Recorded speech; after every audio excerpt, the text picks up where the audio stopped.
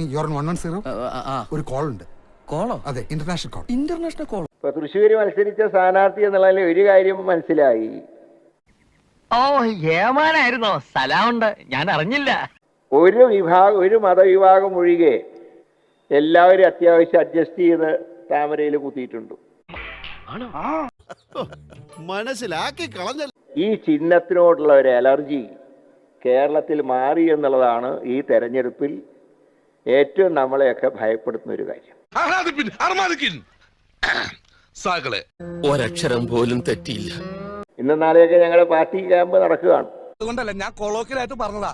Sentimental and psychological move. വിജയിച്ച ഞങ്ങൾ പോലും അടുത്ത തെരഞ്ഞെടുപ്പിൽ ഈ കളി പോരാ എന്ന് മനസ്സിലാക്കിക്കൊണ്ടാണ് ഞങ്ങൾ മുന്നോട്ട് നീങ്ങുന്നത്. മിസ്റ്റർ മത്തായി, ഈ പരാജയത്തെ താങ്കൾ എങ്ങനെ നോക്കി കാണുന്നു? ഞാൻ ഇങ്ങനെ കാണുന്നു. നീ എങ്ങനെ കാണുന്നു? തൽക്കാലം ഇത്രയും മതി. വരട്ടെ.